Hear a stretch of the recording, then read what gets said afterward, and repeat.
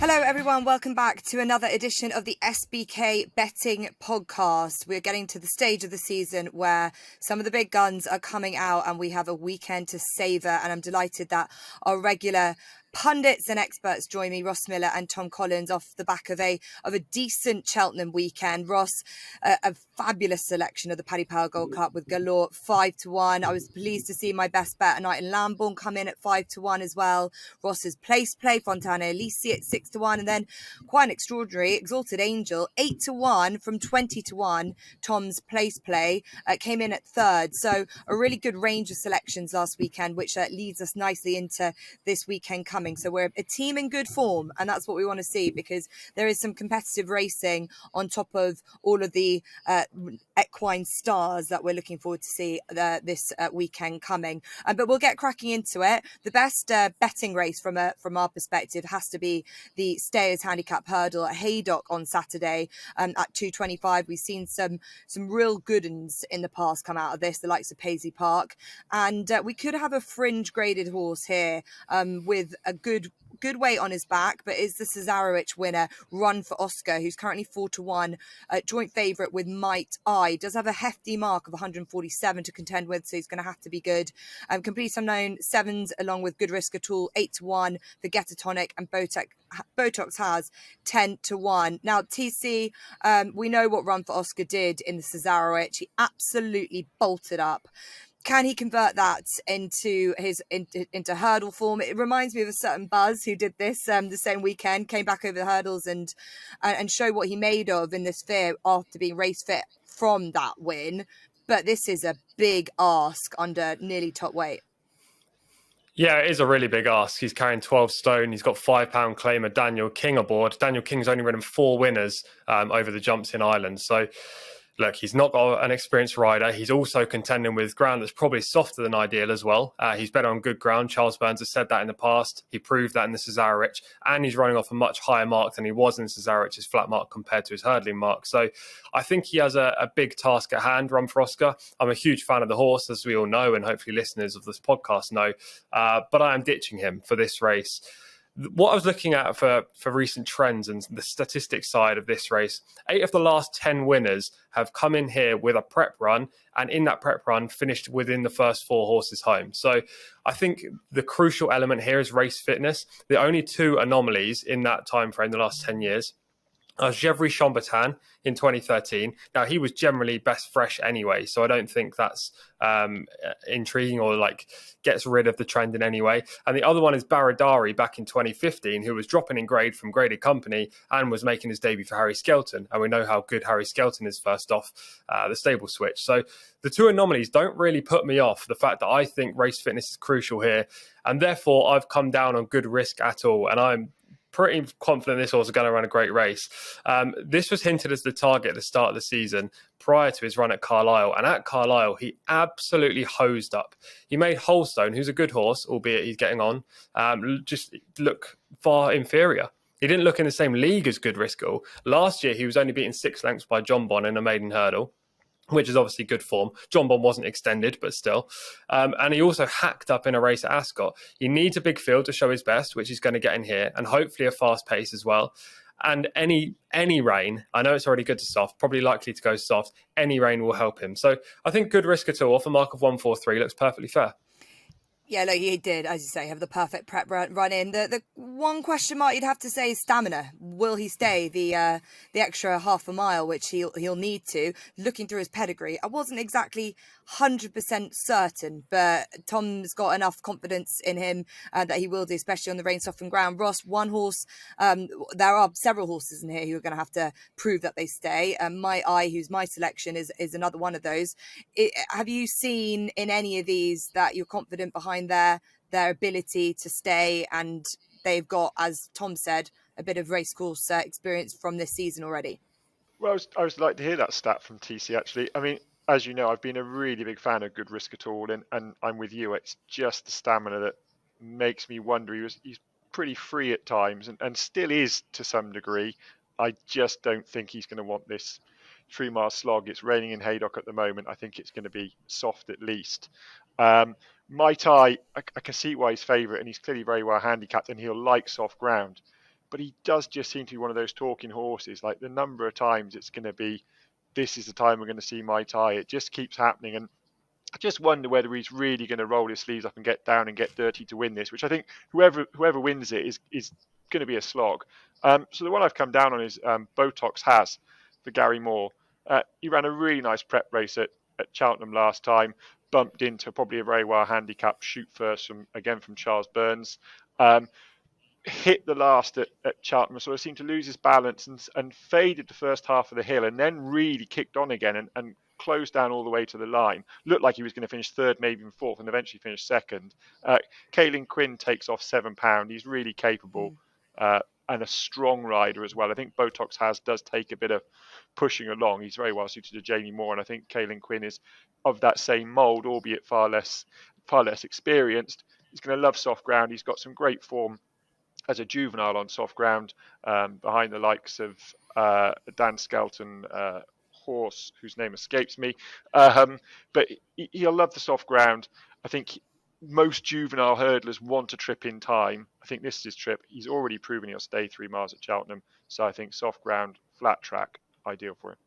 Yeah, he's got a Grade 2 success behind him. Won't forget that wonderful occasion for Josh Moore, landing the National Spirit. Got up £4 though for finishing second. That's enough for him. Look, you mentioned My Eye. This is a horse that, yes, he could be. He's a sort of a hype horse. I think Harry Fry was very, very bullish about him, especially when he came into to Sandown, and he went off favourites and he bumped into a certain Constitution Hill, and I think he's just been unlucky to bump into other Grade 1 horses and likes of John Bond and Three Stripe Life. So I don't think that's anything to be too negative about. Still think, as you've rightly said, Ross, that he's well handicapped, but he might just get skinny enough. I wouldn't want him to get any shorter than 4-1 in a race where he's going to need to have to stay as well. But at least he's got that in his pedigree. He's a half brother to Statler, who's a real marathon lover. So I think it's going to be his bag. And but I would be happy to see him over a fence one day. So intriguing to see him stay down this route where it's such a competitive field for novice chasers. Okay, so differing of opinion. Good risk or tool for TC. Botox Has for Ross, and I'm sticking with My Eye for the best sort of betting prospect of the weekend. As I mentioned at the top, there are some serious equine stars coming out this weekend, but it is a bit of a disappointment that we've got a slightly depleted looking fields.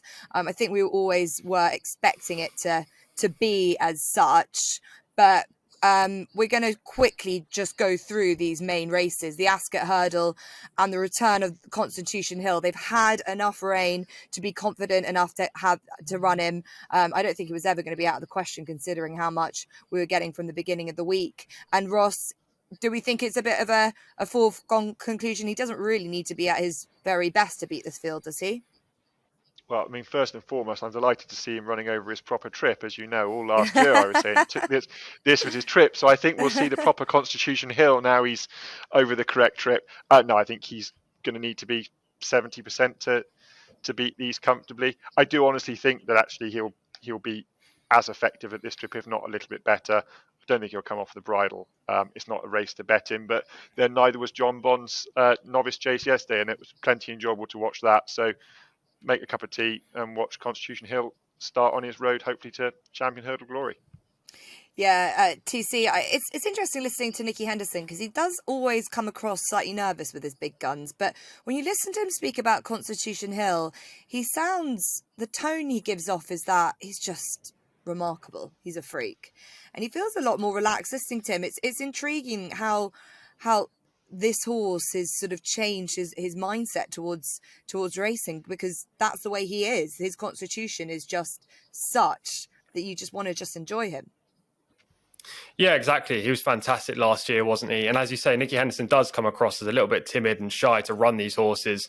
But we've seen in the past a couple of decisions of perhaps ruined horses that have been at the top level. Altior in one of the races actually that we're going to cover shortly, in the 1965 chase.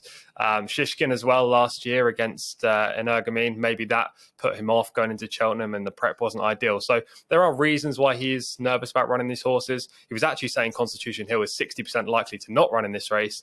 I don't see a reason why that should be the case. He should run in here.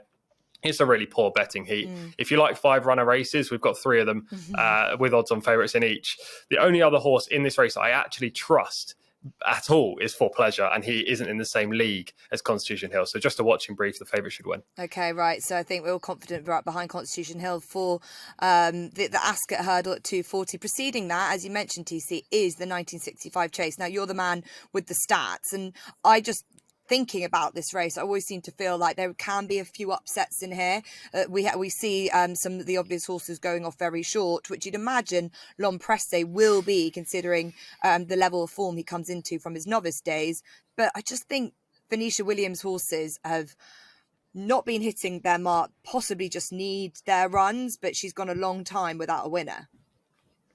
Yeah, she has. Actually, someone in the SBK offices is a big fan of following Venetia Williams' horses. And yesterday he came up to me and said, Venetia's just not on the board yet. What's going on? And I was like, just wait for the rain. Wait for the rain. The rain is now coming. I'm sure Venetia will soon find form. Yes, L'Homme Presse is favourite, deserves to be favourite on the basis of last year's form. Again, 5 runners in here, not the strongest of heats, likely to go out in front or be very close to the speed and should have no excuses. One fresh both times for Venetia Williams, so there's no real reason why you should be taking L'Homme Presse on. It's just not the best race. And also, as you say, Venetia's not had the winners. So at a very short price, do you want to be back in L'Homme Presse, or do you just want to watch, or do you want to oppose him? I'm going for the opposing route. Now, the obvious one is Hitman, but I just question his attitude. He's placed far too many times for me, and he should have won the Old Rowan, in my opinion. Loomed up alongside, looked like he was going to go by and just didn't, albeit Riders on the Storm did battle well. So the horse that I came down on was another horse in the Old Rowan, which is Do Your Job. Progressive last year, clearly had a problem with his wind in the Old Rowan Chase, was favourite for that race, sent off a 5-2, didn't show his best. But he's had a wind up since. If that helps, maybe he's rejuvenated and runs well at double figure price. Yeah, I back that, TC. I think considering, I think he made a bit of a mistake and his race was kind of gone. And obviously, first run back, he's entitled just need it and not be given a tough time with a long season ahead of him. So I thought Do Your Job was the one of all to have a bit of a turn up here. And I would be. L'Homme Presse is such a big rangy horse. He's another one it's probably will need. He might just need his first race back. So yeah, if anything, Do Your Job is the one that I thought could play a bit of a shock here. Ross, do you think there could be a bit of an upset? Yeah, I think we've got to remember as well that L'Homme Presse jumped out to his left when running in the graduation chase here last year. I think he's undoubtedly better going left-handed. And I echo what TC says. Venetia hasn't hit her straps yet. And she actually had a couple at Hereford in the week who travelled very well into the race and then finished quite weakly as well. So I just wonder whether they're not quite at 100%. I think we should point out that Hitman, this is his second preference. He's more likely to run in the graduation chase at Haydock, which would obviously make the job easier for L'Homme Presse. But if I was going to oppose, and I probably will just watch, but I do like David Maxwell, and I thought Paul Nicholls in the Racing Post, his stable tour was quite interesting. Where he said he's had St. Calvados a couple of years and he's just figuring out how to train him. Now, I mean, I'm always wary of these stable tours. I think they like to throw some sound bites out, just to give the writer an easy headline. But if he has figured out how to train him, he's a very good horse, and particularly going right-handed, and probably the sort of horse that would suit David Maxwell. You haven't got to think too much. Just keep coming, and could take the race by the scruff of the neck. This trip, he'll see it out well. So St. Calvados is perhaps the interesting one, but it's probably another sit and watch job for me. Yeah, fair enough. We just love seeing David Maxwell here. One of his finest days in the saddle at Ascot last year, didn't he? He's just he's a wonderful enthusiast for the game. So let's see how he gets on with St. Calvados now in his colours. Okay, the final race that we're going to touch on briefly is the Betfair Chase, which will see the return of last year's winner and the Gold Cup hero A Plus Tard. Again, 5 runners. They were even considering reopening it because they were so wanting for more participants. Even the 5th, even if you come last, you pick up just over £5,000, so that you're not going to be doing too badly. I can't see anything touching a hair to A Plus Tard, potentially Frodon, Ross, but it's a big ask. And the 10-year-old against A Plus Tard, who I can't believe is just 8. He's got plenty of life left in him, doesn't he? He could be winning a couple more Gold Cups, and this looks like the perfect starting point for him again. Yeah, I think so. I mean, I think the ground's going to be too soft for Frodon. So I don't think he can beat it. If it was good ground, it's going to suit A Plus Tard more. I think on soft ground, it's not going to suit Frodon anywhere near well enough. I've heard a few people mention that if it gets very soft at Haydock, it's very different, and maybe that brings Protectorat into it, or even dear old the grey name has escaped me. Bristol de Mai. Bristol de Mai.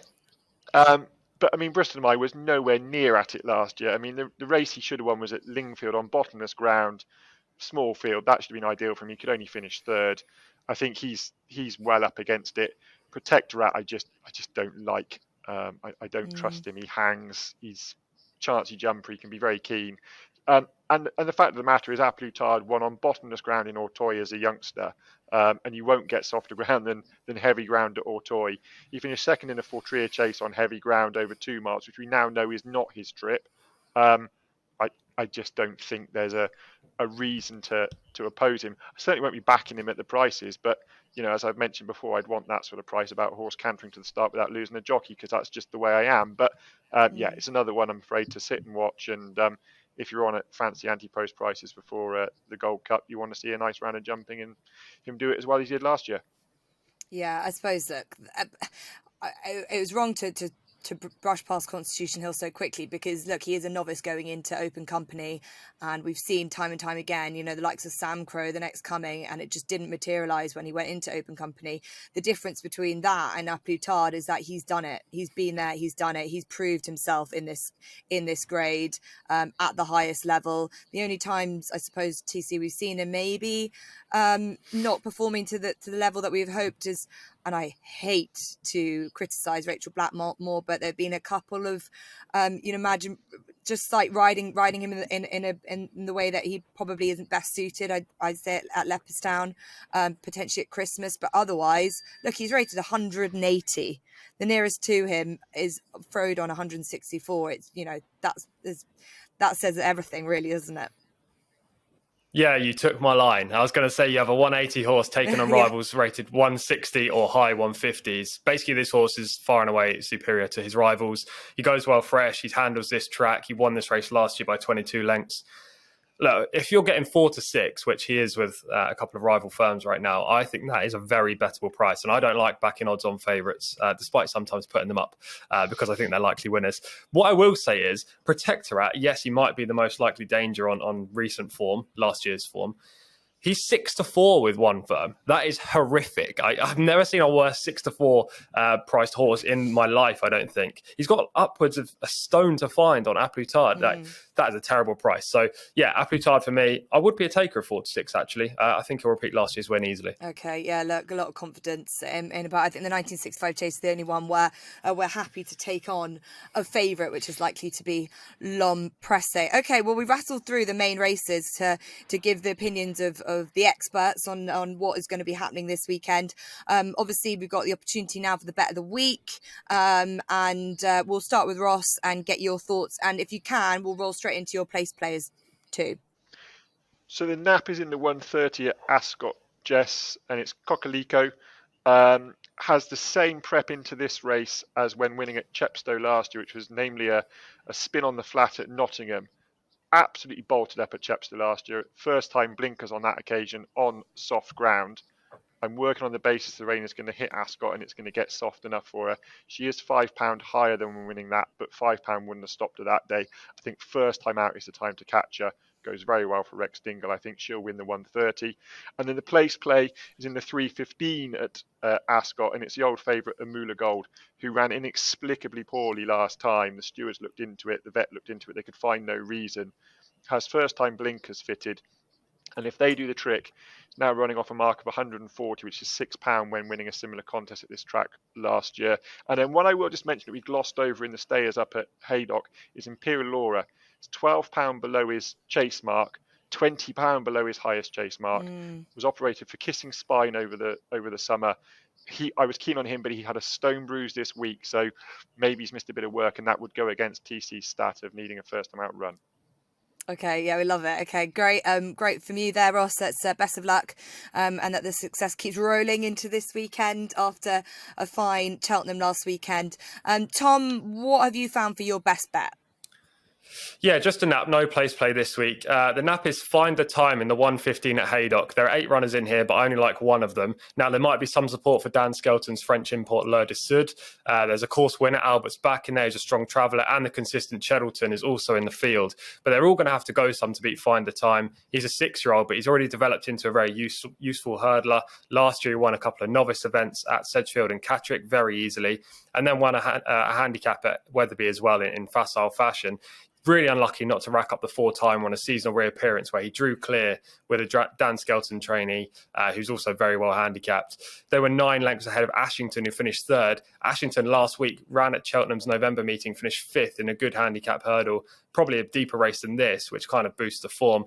Find the Time, 2nd time up this year. Has a £5 penalty from his recent runner-up effort, but I think that's perfectly fair given how far clear they were of the 3rd. And yeah, I just think he wins this. Find the Time in the 1:15 at Haydock. Yeah, I support that. That was going to be one of my selections as well. I think he was really eye-catching, and the Brian Hughes-Nicky Richards combination is just one to follow wherever it is, and it's great to see them on a big Saturday, not just during the midweek too. I'm just going to add Musical Slave in there. At the moment, I'm not too sure what price he's going to be, so it could be a best bet, it could be a place play, but he's a horse that has been really frustrating for his connections because he's clearly very talented, but he can be a bit awkward when he jumps. And they put some cheap pieces on him back at Haydock in the springtime, and they really helped.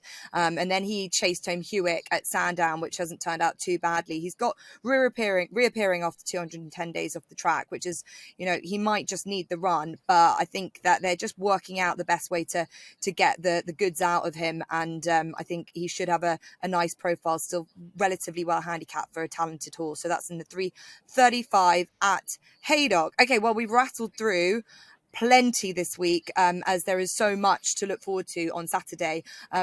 Let's hope we get the stars come out and we see what we want to see from them to set us up for the rest of the season, and we'll hopefully review some of the performances that we've seen when you rejoin us next week. A reminder that new SBK customers can get £30 in free bets by betting £10. T's and C's always apply.